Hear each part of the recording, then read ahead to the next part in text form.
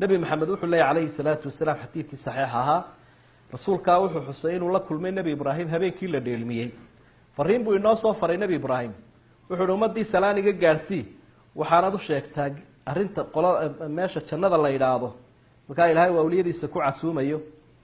طيبة التربة عذبة الماء وإنها قيعان غرزها سبحان الله والحمد لله ولا إله إلا الله والله أكبر عيد جنادو وحوية مد وناكسن وأدقون بيهد ومعايهين ومالس كسمنا بهرائية بورائية ترنترتنا لهين وحلقوا بيريو البرواقة إذا يكون بحلانا وذكريا سبحان الله والحمد لله ولا إله إلا الله والله أكبر qof waliba oo oran kara odayga iyo islaanta iyo mid mutacallima mid waliba wardiga iska kooban oo akhri kara isagoo boqolaal iyo kumayaala de wad beeraysaa jannadii waxyaabaha jannada lagu beero waxa kamid ah istighfaarta astaghfirullah wa atubu ilayhi astaghfirullah astaghfirullah astaghfirullah astaghfirullah astaghfirullah ma dadkeenu waa khaldaan astaghfirullah waa qalad astaghfirullah taasoo lagu dhawaaqay سيد استغفار نبي قول عليه الصلاة والسلام استغفار توحى هرمود وأنا تلاهضه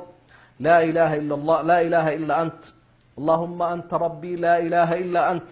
خلقتني وأنا عبدك وأنا على عهدك ووعدك ما استطعت أعوذ بك من شر ما صنعت أبو لك بنعمتك علي وأبو بذنبي فاغفر لي فإنه لا يغفر الذنوب إلا أنت ذكر جاء قفك كل واقع قالين كهرها طول انت قالين كدنب جندو قالين hadduu gelinka dambe ku dhawaaqana gelinka hore jannadu galaya kolba waqtiga uu ku dhawaaqo jannu ku helaya waa wixii jannada lagu helay waaba dikriga iska koobanba qofku waxa xafidi kara aayatul kursi nabigu wuxuu leeyahay calayhi salaatu wasalaam qofka akhriya salaad walba marka baxa aayatul kursi qofka akhriya lam yamna'hu min dukhul aljannati illa an yamut jannada inuu galo waxba ka hor joogo inuu dhinto waxa isku beegmayo isagoo ku wardiyay وصلاة كبحية يسقى نفط كبحضر تنادوا على طول وقال يا ذا القليل بسم الله الأعظم بها كترة شيطان كينوي كايريس وحكم ذا وحيابو النبي وحسين إنه سهل بها قولا تنادى اللي قال يد عادا سوقا مركا وقال يقف وآخريه لا إله إلا الله وحده لا شريك له له الملك وله الحمد يحيي ويميت وهو حي لا يموت بيده الخير وهو على كل شيء قدير waxaa loo qorayaa abu nabi عليه الصلاة والسلام ألف حسنة كن أو حسنة معناه waxa way kun lagu dhuftay 1 milyan oo xasana loo qoraya 1 milyan oo dambina waa laga dhaafaya 1 milyan oo darajana waa loo dalaacaya waxaynu uga jeednaa wabuniya lahu baytan fil janna gurina jannada looga sii bineeyay Soomaa jeclayn di meel aad soo degayso guri goglan oo salaxan oo guriyaha ugu qaalisan ee ugu raaxo badan uu sii diyaarsan yahay gurigaas hadii aad intaas ku wardida aad akhriyayso waxyaabaha cajiibka ah ee inoo sahlana jannada wadooyinkeeda waxa kamid ah su'aalu janna inay ilaahay barina jannada ama af carabi ku bari ama af soomaali ku bari luqadda taqaano ku bari ilaahay luqadaha dhan isaga ina baray subhanahu wa ta'ala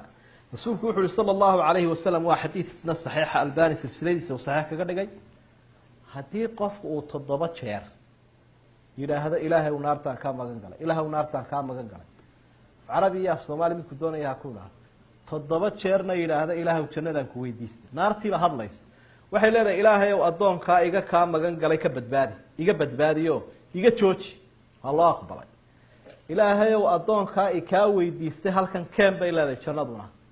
ilaahayna subhanahu wa ta'ala isaga u fasaxay uu ku geynaya hay ku yeelaysa 7 jeer inaad ku celiso waxa kamid ah qowlu la ilaaha illa allah bala shahaadadii suuqa yeelatay dad badan baa haystaa shahaadada in lagu islaamo la joojiyo intoo lagu islaamo islaamka lagu soo galo furaheedii ay tahay in halka la iskaga xiro shahaadadu waa wardiga ugu qaalisanba wardiga aad baalal ku yeelanaysid ku ilaahay xaqiisa u duulaysa waa shahaadada marka intaad kari kartaad badinaysa la ilaaha illa allah la ilaaha illa allah la ilaaha illa allah la ilaaha illa allah la ilaaha illa allah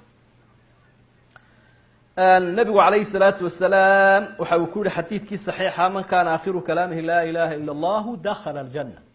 قفك مركي نفته كسيب بحيثه لا إله إلا الله انت كل واقع تشندو قلي يا ابو النبي عليه الصلاة والسلام سيادة لا داد بهبونتي انت ينودد كسيد من يحيي تشلهاي ولا مثال هبل كلهاي هبل محاد سينيسا aniga maxaad siinaysaa inaan shahaadada seejin oo aynaan ka xaraajin mid baaba laga yaabaa inuu ku xanaaqo u ihahdo maanaa dhaxalkayga usoo dhigatay sidaa ku ashahaado seego marka waxaa muhiima laa ilaaha ila allah laa ilaaha ila allah laa ilaha illa allah in la badiyo salaada xusay nabigu calayhi salaatu wasalaam qofka ku dadaalaya salaada ee aan xaqiraynin dayacaynin ilaahay agtiisa cahdi buu dhigtay iyo ballan inuu jannada geliyo hadduu xataa gef ku dhacaba gef baa ha ku dhacee ilaahay agtiisa ballan buu dhigtay qofka tukanaya inuu jannada geliyo sidoo kale jannada inuu ku gelayaabuu nebigu xusay calayhi salaatu wasalaam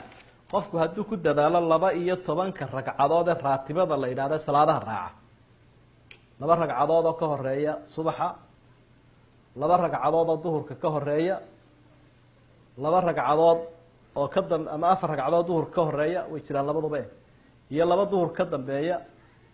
2 maqrib ka dambeeya 2 cishaa ka dambeeya marka duhurkii baa wuxuu leeyahay maxay 6 buu leeyahay iyo salaadaha kale oo 6 casarkii markaa kuma darin nabigu calayhi salaatu wasalaam marka 12 ragcadood hadduu qof ku dadaalo jannadu galayaa buu rasuulku sallallahu alayhi wasallam waxa tobnaad oo waxyaabaha jannada lagu galayaa man khutima lahu bisiyam yawm dakhala aljanna hadithna sahih xudayfa warinayo qofka isagoo sooman khaatumadiisa soomo u dambeeyo maalinka ama sooman ama maalmaha u dambeeyay soomayay soonku fadligu leeyahay jannadu ku galaya infaaqa isaguna lamida oo ka koobiyo tobnaad wax bixinta iyo shayga deeqda nabiga calayhi salaatu wasalaam waqtigiisii magaalada madiina waxa ku yaalay ceel aad u biyo badan oo bulshadu ay u baahnay Roma la oranay biyo Roma marka ninkii lahaa uu nabigu ku yiri il jannada ma ku iibsano umada maadsiin wax kale aan haynin buuriyo inta waan u baahana Uthman ibn Affan radiyallahu anhu wa ardaahu ayaa ka iibiyo ninkii lacagtiisii siiyay lacag markaa qaali ahayd ayuu ka bixiyay 35 dirham oo qiimo waqtiga lahaa laakiin nabigu afka u soo dhuubay wuxuu yiri ceelkan isaga ah haddii aan bixiyo ma ku helayaa ishii aad sheegaysay ninkii uu ku heli lahaa ila waadiga yiri haddaad ceelkan bixiso isha jannadaad ku helaysaa haa waad ku helaysaa buu daba ilaahay daraadii baan u waqfay marka in dadkan haraaday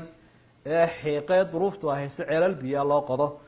oo la siiyo wixii la heli karayo iyo sadaqada sheekhuba markii dhaweyd idin sheegayay waxa uu qiimo badan weyn noocyadeeda kala duwan biyahana si fadli badan waxa la 12 wadooyinka jannada kamid ah al-hifz ala birri al-walidayn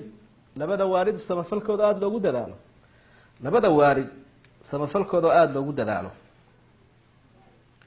Aisha waxay tiraadeen baan ku riyooday inaan jannada galayo quraan la akhriyo baan maqlay markaasaan waa qofka quraanka akhriyay Haritha ibn Nu'man ninkii la oran jiray baa jannada ku jira quraanka akhriyay baa leeyahay nabigaan u sheegay markaasuu yiri kadhalika albirr samafalka caynkaas ninkaas in waalidkiisii u samafali jiray buu ahaado samafalkaas uu ku helay aljannatu tahta aqdam al-ummahat jannadu waxay ku jirtaa hooyada agteeda hoosteeda marka haddaad hooyada galka qabatood maslaxatood u samafasho way kaaga dhaqaaqay haddii kale lugtii aw samiray ka saari